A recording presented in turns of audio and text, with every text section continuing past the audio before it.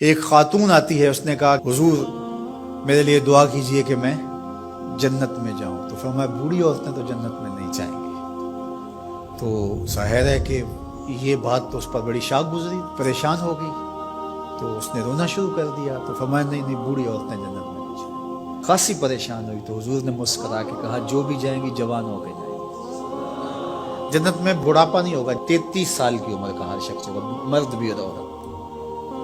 جردن مردن، داڑھی بھی نہیں ہوگی، مونچھیں بھی نہیں ہوگی، اور صرف انبیاء علیہ السلام کی کچھ ذوات ہے اعزاز کے طور پہ جن کی داڑھی ہوگی، باقی جردن مردن فرمایا گیا ہے. 33 سال کا عنفوان شباب، جوانیاں، تو بوڑھا کوئی بھی نہیں ہوگا. تو کہا کہ بوڑھی عورتیں تو جنت میں نہیں جائیں گی. اس طرح ایک شخص آیا، اس نے کہا جناب میں نے سفر پہ جانا ہے اور مجھے کوئی اونٹ عطا کر دی. تو میں تو اونٹ کا بچہ دوں گا.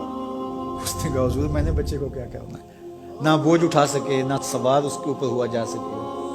کہا میں تو بھائی بچہ ہی دوں گا. اس نے کہا حضور مجھے کوئی اونٹ دے دیجئے، میری ضرورت ہے. فرمایا میں تو بچہ ہی دوں گا. تو وہ بڑا پریشان ہوا. فرمایا مجھے بتا کوئی اونٹ ایسا ہے جو کسی اونٹ کا بچہ نہ ہو. تو یہ سچ بھی ہے اور مزہ بھی ہے. ایک صحابی تھے، وہ حضور علیہ السلام کے لیے دیہات کی چیزیں لایا کرتے تھے. ہوتا نا ہمارے بھی دیہاتی دوست آتے ہیں، گڑ لے آتے ہیں، کوئی ساگ پات لے آتے ہیں. تو اس زمانے میں جو بھی دیہاتی چیزیں تھیں، تو وہ بدو تھا کسی دیہات کا، تو دیہات کی کوئی چیزیں لے آیا کرتا تھا، اور پھر حضور اس کو شہر کی چیزیں دیا کرتے تھے. اللہ اکبر. اور وہ گھاس لا کے شہر میں بیچتا تھا.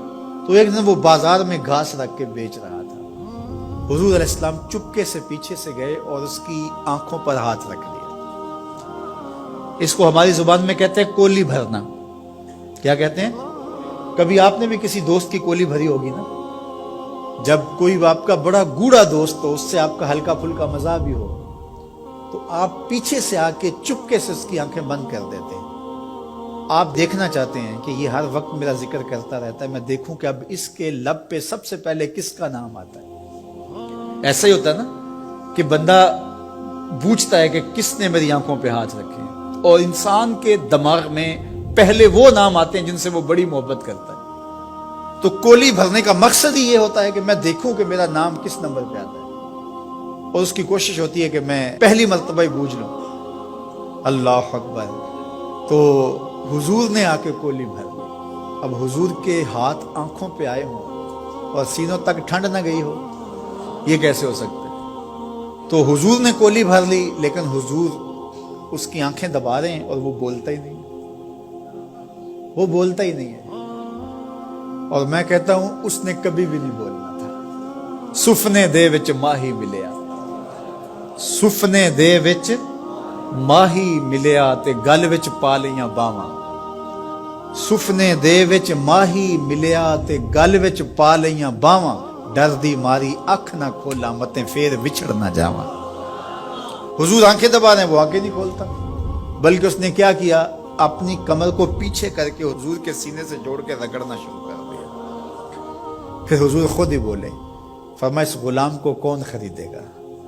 اس نے کہا حضور مجھے کس نے خریدنا ہے، میں تو بہت سستا ہوں. تو میرے حضور نے فرمایا تو بہت مہنگا ہے، تو بہت مہنگا ہے.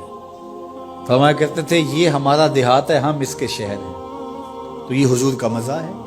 تو مزاح کرنا جائز ہے، لیکن حضور نے آ کے کولی بھری نا.